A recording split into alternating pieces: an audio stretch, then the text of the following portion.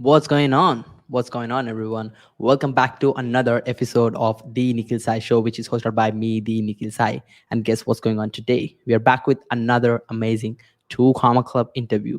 And guess who is the guy who is hopping on the show today? This is a crazy story to talk about because being an immigrant, they actually migrated or immigrated to USA in 1999 and started running their business.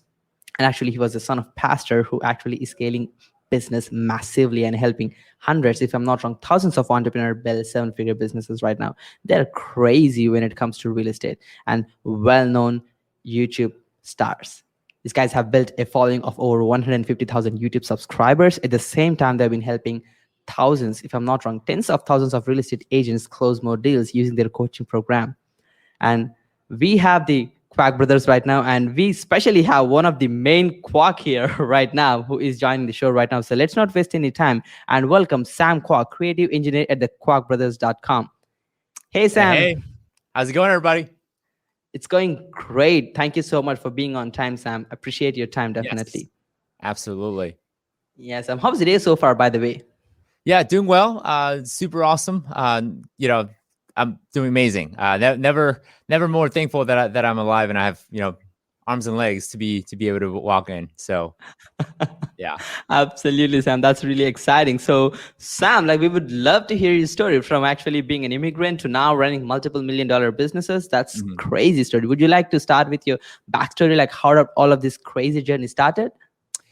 Yeah, so I don't know exactly where you want me to start, but yeah, so just like what Nikhil has said, I'm an immigrant. I've been here since 1999. I don't feel like an immigrant because I've been here pretty much 90% of my life. I moved here when I was 6 or 7, and I do still remember a lot of things that happened. When I was 5 or 6 back in 1999. A lot of the big challenges being language, culture. People, food, everything, right? So it's completely upside down. And fast forward, I went through the whole elementary school, middle school, high school here. And at the end of high school, I really didn't know what I wanted to do. I wasn't like a lot of people or some people may say, well, I want to get into entrepreneurship, or even just the last 10 years, this whole entrepreneurship thing got really, really attracting to a lot of people. But at that time, when I was in high school, not a lot of my friends and peers were getting into business or entrepreneurship in general. True. So right after high school, I joined the military. I joined the Army, and I was in the Army for 6 years. So what ended up happening is for the first year, I did this whole active duty and training thing.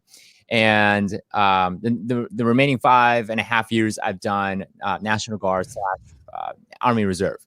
And while I was doing that, I was doing what everyone was doing, going to school, right? Going to college, and still, trying to figure out what I wanted to do in my life. So it was around, I think, when I was 19 years old, I was working out in the gym. I was in the gym, in the college gym, and someone approached me and said, "Hey, I got this business opportunity for you." And at that time, I was kind of in and out of doing business. I was running another business at the time. And someone said, "Hey, I have a business opportunity for you." Well, now I know that's a code word for, "Hey, I want to recruit you to my MLM." But I didn't know it at the time, right? And back when, around that time, some people may know what I'm alluding to, but this energy drink MLM was a big thing, and everyone was joining it. Everyone was selling this energy drink. I'm not going to say the name because don't want to necessarily tarnish anyone's reputation, but. And I got involved. I mean, it was a very attractive group of people, energy wise, and just the amount of, positivity that this group had. And I'll give this group a great credit because they did teach me a lot about personal development, gave me a lot of necessary business skills and at least understanding and getting me on the path. And of course, like all MLM stories, I decided to leave because I wasn't making much money. I made $20, and I was very happy with that. The amount of work that I did to earn that $20 was, it didn't seem like it was worth it. So I left it. I left the company. Left. Just didn't even bother to say goodbye or anything. 3 or 4 months later, the company actually ended up getting sued by the Federal Trade Commission. So thankfully I was out long before that. And I wasn't anything big. So they probably wouldn't even have looked at me. So, but in being in that group, I got to read this book called Rich Dad Poor Dad. I'm sure a lot of you guys have read it before. A lot of you guys be fans. Read the book, and it literally opened a whole entire world to this idea of real estate investing, right? Buying apartment buildings, buying buildings to fix and flip, and really gave me this possibility that I can go and start to do this. But at that time, I was broke, no credit, no money. My dad wasn't Donald Trump, right? I didn't have any rich uncles and family members. But I still wanted to get into real estate investing somehow. I wanted to learn how to buy rental properties and really set myself financially free. So I started watching YouTube videos, started reading books, started reading as much materials as I can to get my hands on about real estate investing. And I started attending seminars, bought courses and bought programs, with credit cards. So I was literally getting into debt, buying real estate courses. And then in that journey of learning and taking real estate courses, I met several mentors along the way, really taught me the skills I needed to succeed. And how I was generating income at the time was I became an affiliate for one of the courses that I bought. Mm-hmm. So I started selling courses as an affiliate, started marketing. And that's really where I learned how to do marketing. Putting YouTube content out there, doing email marketing, and learning how to write copy, automation, the whole 9 yards. And at the same time, I was doing real estate on the side. So buying apartment buildings, learning how to raise money, doing all kinds of cool tactics. So 2017 was really our year. 2017, we crossed our $100,000 a year mark. We broke six figures in our affiliate business. So we were doing six figures at the time.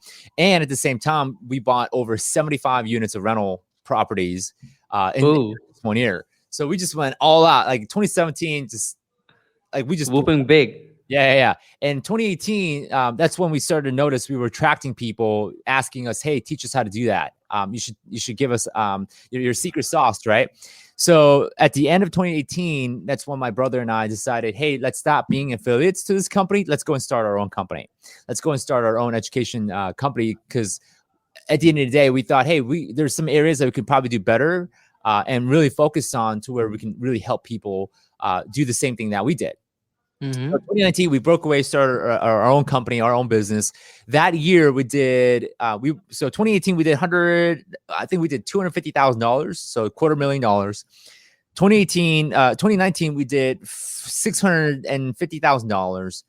Last year we did over $1 million. And this year we're on track to do 1.8. So yeah, with just our course business. So that's not even our real estate, purely our courses and training. So that, obviously got us to the 2 Comma Club last year. And we learned a lot along the way. And yeah, man, it's been a journey. Never thought I would be able to cross that mark. In 2019, I was like, man, how can I get to this whole 2 Comma Club thing? That sounds really cool. And then 2020, just happened. So, yeah, thank God for all the knowledge and the experience, the people and the mentors that came into my life and really planted, all the necessary knowledge, wisdom, and experience that I needed to accomplish that. And also we have some of the greatest people working in our team that really helped us get there. So yeah, so that's a little bit of background to how I made it to this point. Absolutely. Wow, Sam. That's really inspiring, right? Like from all the way to being broke to now actually making 1.8 million in sales this year, which is like we haven't even ended the second quarter, which is amazing, crazy, right? That's so inspiring. I think this will help a lot of people who are at the rock bottom to understand like how they can actually be consistent and get to the level where they want to be. That's so interesting, Sam. And we really see the impact what you're making with your coaching business and also in your real estate business. That really inspires us day in, day out. So Sam, let's dive into some quick questions on demand with your acquired knowledge. Sure. So Sam, as you're helping a lot of real estate businesses right now, the most common trouble you see is qualified lead, right? Like they want to be like cost-effective lead generation systems, right? So what do you think is the best lead generation strategy, especially for real estate business in 2021? Oh, it depends, right? Um, so one thing that I want to clarify is that we don't. So our target niche is not real estate agents. We're on Mm-hmm. the kind of the opposite side. So we're targeting real estate investors, and this market is really hard. Syndication. What's that? Yeah. Syndication. Yeah. So our market's kind of challenging because I wouldn't say challenging. It's very overcrowded with a lot of different real estate courses, a lot of real estate investor gurus, Yeah. and a lot of content, a lot of noise out there. So there's a lot of there's definitely a lot of competition. So True. the key here, if you want to succeed, especially in this, what I would refer to as the bloody ocean, right? So for those who've read the book, Blue Ocean, Bloody Ocean, right? Mm-hmm. Right now, the real estate investing coaching industry is definitely bloody. It's very, very red. So to turn into a blue ocean or to get into a very a blue ocean market is you have to start looking at a very specific strategy or tactic and be the coach or the expert of that. So last year, we tried doing this whole, hey, we're going to teach you how to just invest in real estate, very general knowledge. We were getting into the bloody ocean, the red ocean, and we didn't do well. We weren't getting that much of a qualified lead. Mm-hmm. But we pivoted and said, you know what, let's go and get specific and let's teach people how to raise money, which is a very subset skill. When it comes to real estate investing, I believe it's a necessary skill, but it's a very subset skill. Now, because of this is such a very niche and specialized area of expertise in real estate investing, and it's usually targeted to people that already know that they want to raise money. You can actually charge high ticket for this. So the way that we qualify leads and we get very specific. And we don't make this an accident at all, because what happens is before we get into any niche or we get into any kind of product development phase, we have to first come up with a target avatar. So we go through an avatar development phase. So our avatar actually is so he's a man. It's a dude. He's a guy named Alan. He's out of Texas. He's already done a real estate deal or two. He's got some cash, but he really wants to scale and grow to where he can do, he can buy 100 unit, 200 unit apartments. And the big struggle is that he's tapped out in credit. He's tapped out with cash. And he's got a full-time 9-to-5 job. And his wish and his desire is to ultimately go and do full-time into real estate. So that's our target person, right? And everything that we do, our copy, our webinar, our ads, is everything is geared, and we're talking to Alan, right? We're pretending that Alan is in front of us and saying, hey, you want to break out of your 9-to-5 job, go full time to raise capital or something like that. So that's how you do it. And also you have to say no to the wrong leads. You have to say no to the not qualified people. So if you ever funnel hack us, you'll notice that in our coaching application, it will say, if you don't have $10,000, don't apply. Because that, we know that if you don't have $10,000, you probably never done a deal before and you're not stable right now. You probably need something else. So we do a lot to disqualify people and know what target we want. And we get very specific. And just by doing that, your conversion rate goes up and also the lead quality goes up. In terms of cost for acquisition, you actually pay less of cost per acquisition because you're not trying to deal with everybody at the same time. So in terms of generating leads, my best lead generation is first figure out who the avatar is, publish content, podcasts, YouTube videos that are specifically for Alan, for this avatar, and you'll naturally you'll naturally attract those people. And what's really cool about YouTube, and we're we do a lot on YouTube right now, is that the more specific you get in terms of your avatar and who you're talking to, actually Google will help you. Google actually will detect what you're saying on your video. They'll know what keywords you're using, and they'll deliver it to the right audience based on what you say, what your message is, and what your audience will typically like. So that's something powerful that you can leverage, and that's Google's algorithm to help you find the audience you need. And it's probably the best lead generation method especially if you're starting organic. So that's a little bit of my insight into lead generation. Wow, Sam, that's really brief and super exciting. Like the golden nuggets you're dropping about the lead generation strategy. Like we're glad that we met Alan, right? And Yeah. that's a groundbreaking solution for a lot of business owners who are trying to serve anyone and everyone, right? And as you just mentioned, as you get more specific on who you are actually targeting, like whose attention are you, deserving, right? I think that's going to decrease their ad cost dramatically. Like, first of all, every business owner, as just Sam mentioned, don't do general messaging. Don't try to sell to everyone. Like, don't try to sell all the 3 billion people who are online. Yeah. Don't do that, right? So if you be specific, the cost goes super down, and you can be more positioned as an expert, as just Sam mentioned. I think, Sam, that was beautifully mentioned. I couldn't even pick a specific topic because you were just so brief and clear. Right? That's so Yeah. exciting. Thank you so much, Sam. That's a brief answer. Thank you. So let's get Yeah. to the next question, Sam. I would like to really learn, like, how did you actually acquire over 75 plus rental units in just 1 year, like your killer year, 2017? Like, how did you freaking do it? Like, that's so exciting because we also specialize Yeah. in, Yeah. working with syndicate people who actually raise more capital. Like, this is a crazy business. Like, going from almost zero to 75 plus rental units, it's crazy. We would love to hear that quick story. Yeah. First of all, get into your coaching. No, I'm just kidding. I'll give you a little bit of the secret sauce, right? A little bit of a taste. And by no, like, I'm not trying to promote my coaching right now, but the secret sauce is really, it comes down to understand. The first thing you have to understand is like, number one, you have to believe that money is not the only currency in the world. There's actually 4 currencies in the world, right? Mm-hmm. The first currency being obviously money, right? Money is something you can use to trade for different things. Second Mm-hmm. thing is time. Time's a currency.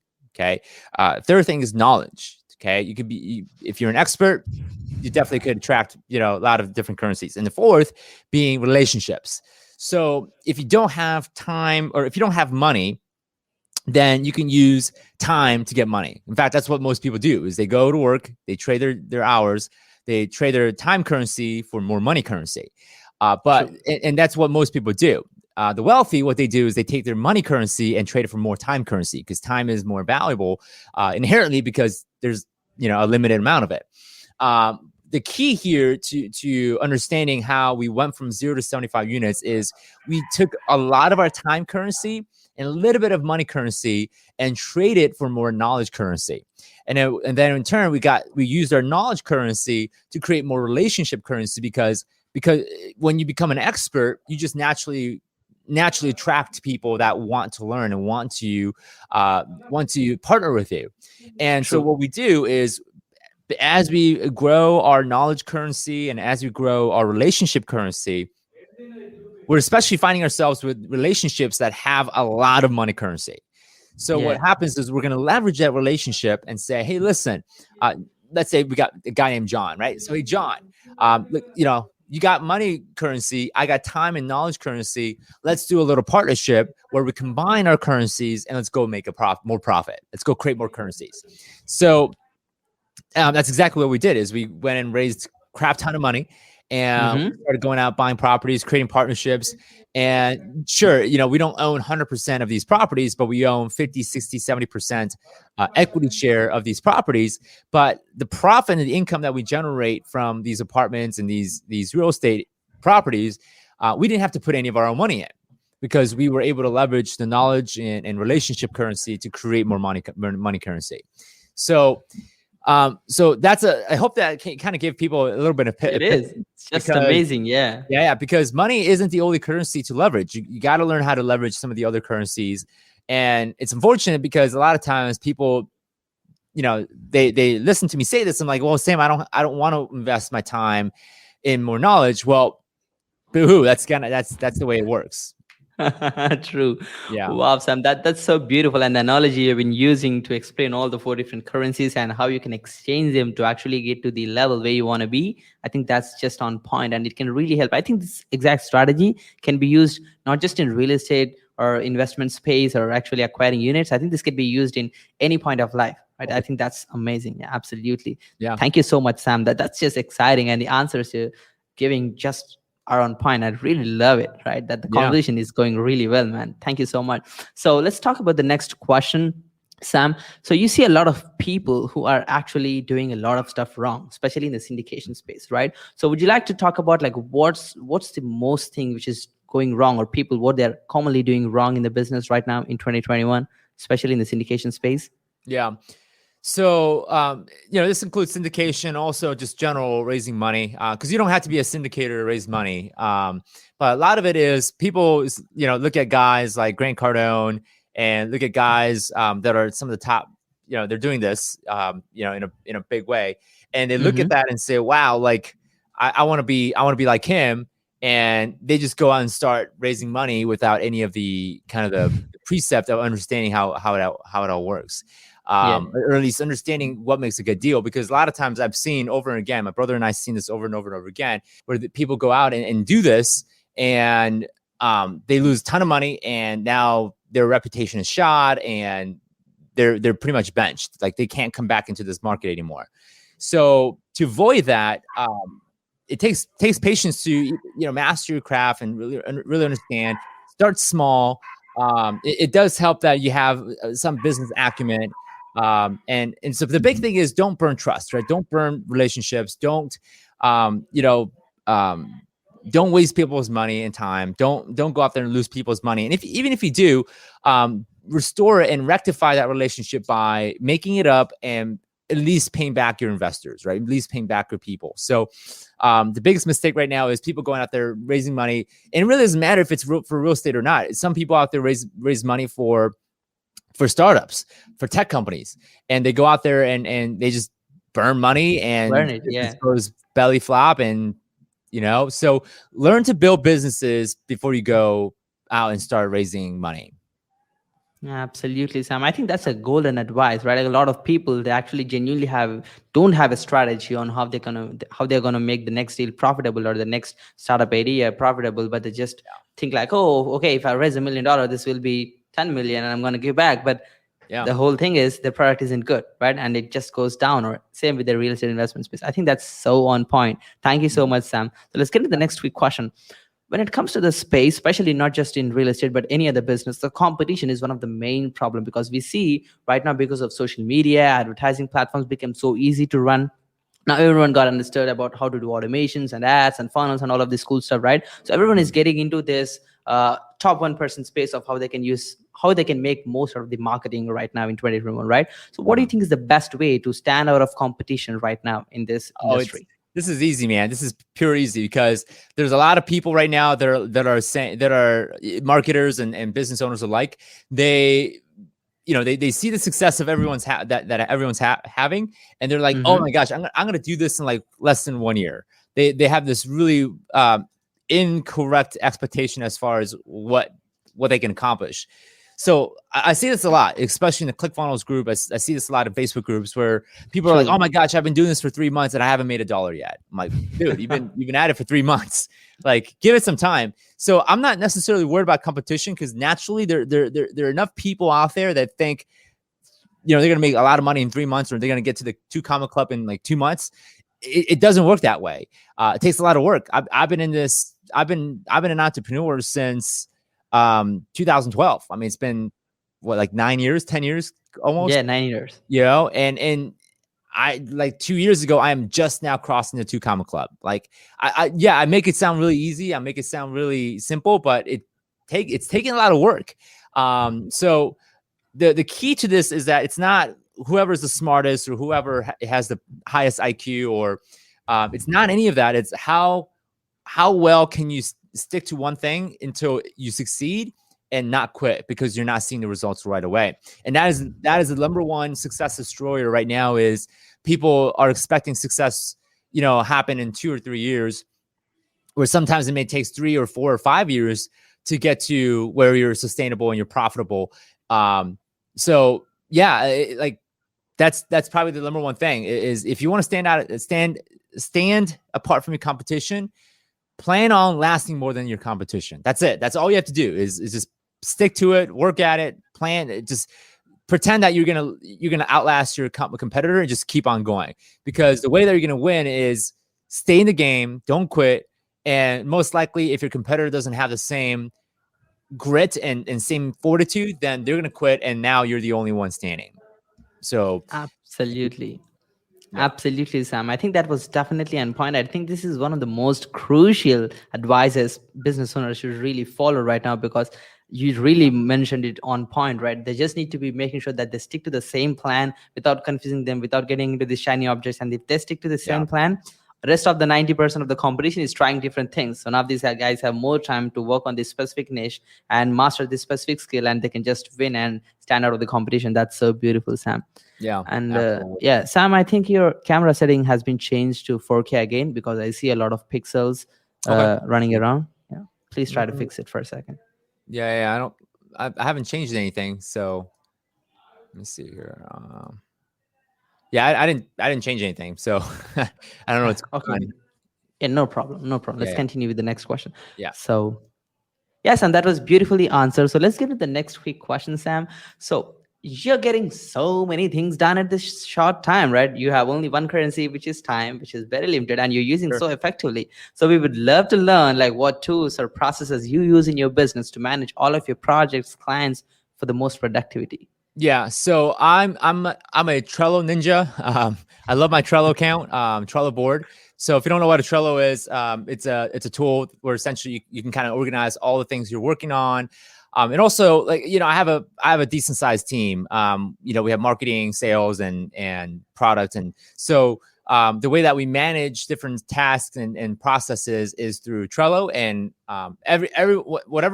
whatever someone's working on, anything, it's all on Trello, and we know who's working on what and what's being completed.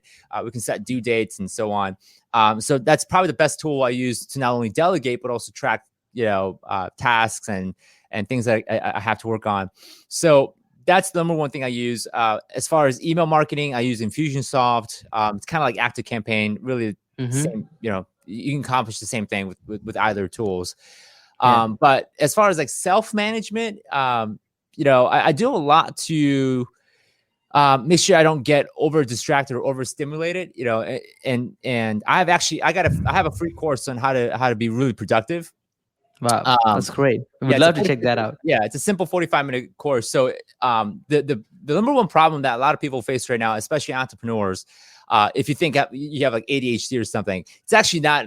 And I'm not a medical professional to say anything like this, but at the end of the day, I don't necessarily you want to blame ADHD. The problem that I see a lot of entrepreneurs and non-entrepreneurs as well, and especially why they feel distracted, is they're overstimulated. I mean, there's too much things going, too much happening. Like, you're on your Facebook, you're scrolling through your feed, or you're on Instagram scrolling through your feed, and you're just constantly getting stimulated. So the key here is to purposely get bored and purposely let your brain kind of recalibrate the way you get stimulated. So so one of the things that I do is I purposely delete Facebook, delete Instagram, and not get into like looking at feeds or videos. And I'm really careful with my attention and where it goes. So I make sure, in order for me to focus really well and to make sure I manage my bandwidth, I'm a mental minimalist. So I try to cancel things if I need to. If I need to do less, I do less. I am not a fan of having 20 different tabs open. So I try to keep only 3 or 4 tabs open at most, and try to focus on one thing at a time. And that's how you create quality work, quality flow. Your work ethic goes up. So that's probably the biggest thing in terms of self management and time and productivity. But those are some of the things I can share as far as maximizing your time and your effort and your thought space. Absolutely, Sam. I think that was definitely something amazing. The golden nuggets you're dropping, I just absolutely love it, right? And as you just mentioned, multitasking is just a lie. Everyone who is hearing this out, like if you're thinking that you're a multitasker and doing well, hell no. Actually, it's proven that if the stats have already mentioned that you will decrease your productivity by over 40% if you're multitasking. Right. Don't do it, right? And Sam just stick to the fundamentals, and he's only getting one thing done quickly and making himself bored. And I really love the way you're mentioning how you actually make sure that your attention is in the right place, not getting stimulated with 100 different things which you don't want to attract. I think that should be definitely something which should be followed by over 1 billion people right now. Yeah. Hope that will happen really soon. So thank you so much, Sam. That was really great. Let's get to the next quick question, Sam. We'd love to learn more about your daily routine, like what kind of rituals you follow, which time do you wake up, and what time you go to sleep, and how does your daily routine, work time routine looks like? Yeah, so I don't really have a quote unquote routine. Usually, and I do have a schedule, right? And so don't get me wrong, I do have a schedule, but I don't necessarily have a quote unquote routine. But I guess my morning ritual, if that's what you're asking, is I get up. The first thing I do is I do a cold shower. So I jump in for 30 seconds, super cold. Shocks my system a little bit. But it's really good for you. I mean, there's a lot of health benefits to it. But the first thing it does is I get really focused. It wakes me up immediately. In fact, I used to be a huge coffee drinker. I actually swapped. I don't drink caffeine anymore as much as I do. So I've taken caffeine out of my system. So I do cold shower instead. And because I just like the coffee flavor, I just do decaf for most part. And I'll do tea. I do a lot of tea. And so that's what I do. And then next thing is I go into reading. I usually read. I'm reflecting, just thinking about the day necessarily from the perspective of, what's important. And so I do have a faith background, so I'm praying as well. I'm praying for how the day will go and who I'll meet and how I'm going to show up. How I'm going to present myself. So it's yeah. I mean, it's very. I don't have a crazy intense routine. I do work out. I do go to the gym. 3 times a week. I do that right Great. before lunch. So I don't have a crazy, like 4 a.m. Wake up type of a routine like The Rock, Dwayne Johnson. But no, I keep it simple, right? Set yourself for success. Don't set yourself for failure. Yeah, absolutely. I think that's so beautifully articulated again, Sam. I think Yeah. it's just about looking at your business and see what works in your business, unlike trying some 3 a.m. wake up time or 2 Yeah. a.m. sleep times, right? I think Yeah. that's greatly mentioned. So let's get to the next quick question, Sam. What will be your suggestion to a 20-year-old you or someone who's just getting started right now in business?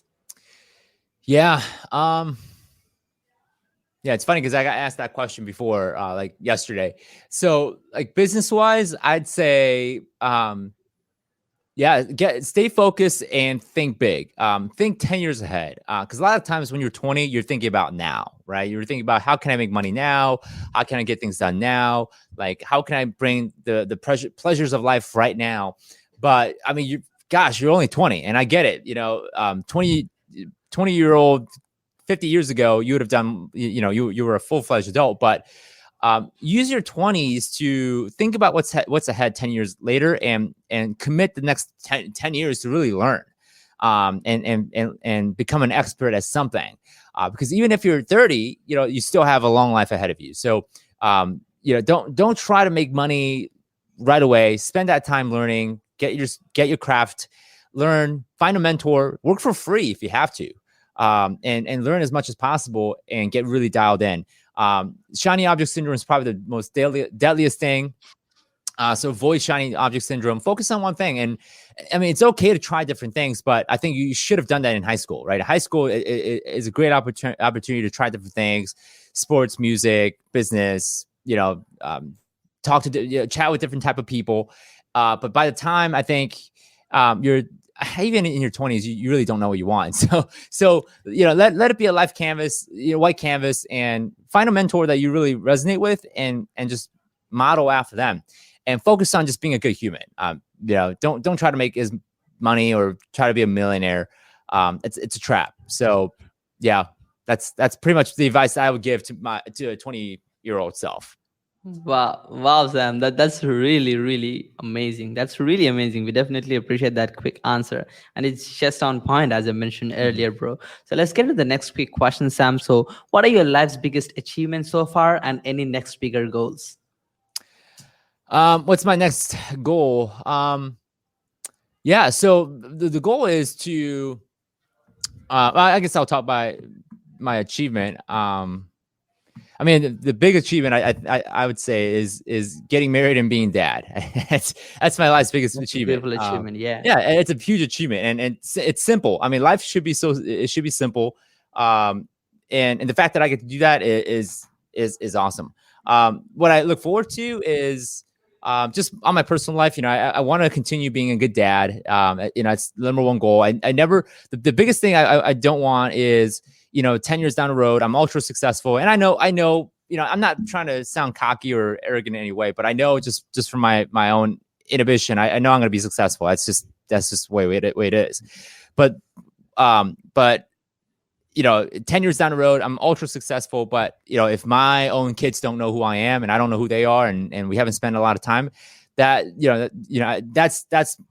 one of my biggest thing I want to avoid. So the goal is the vision is to be able to spend as much time with my kids as possible, the family, because at the end of the day, I can sell my business, walk away, and let the business run on its own.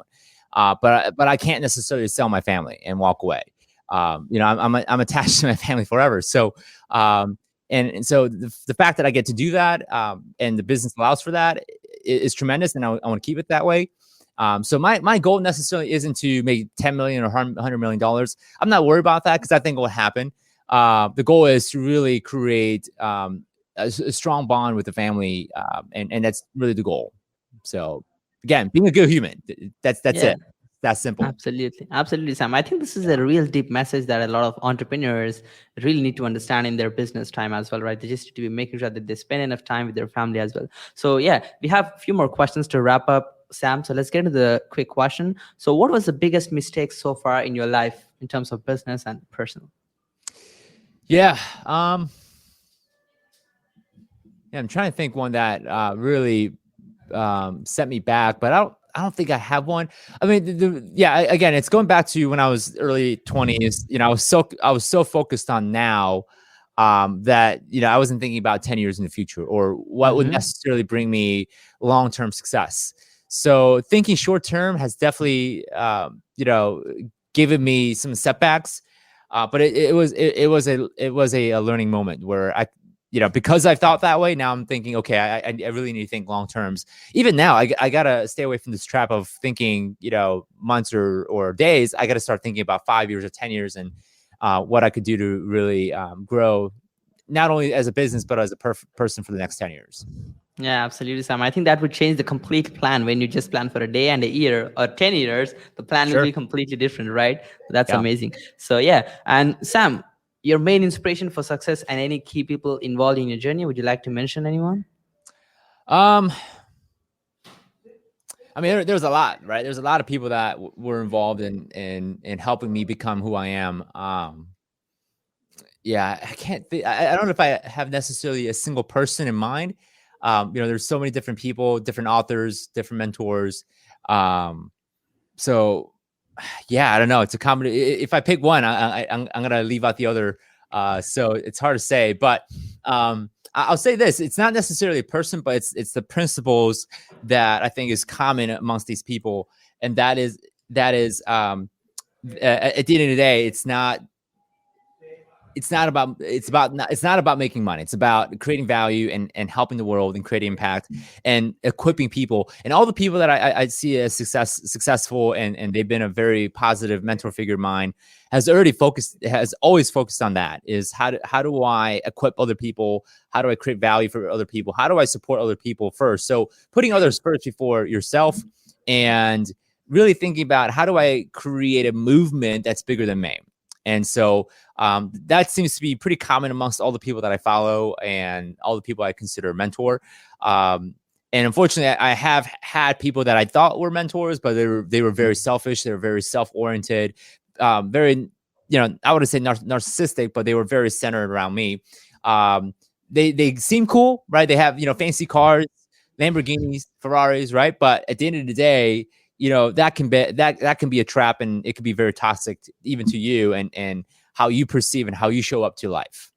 Yeah, true, Sam. I think that's a great learning for all of the podcast listeners as well, right? And I think that's so beautiful as well. So I think that's great. You're one of the most beautiful human beings I've ever met, Sam. Thank you, man. Amazing value you've been delivering, and all the friendly answers you've been doing. That's great. So, by the way, where can our audience find you mentoring? You're a great guy, teaching a lot of important Yeah, stuff, talking a lot of fundamentals on how this human mindset can work and how they can scale. So, where sure. can our audience find you mentoring?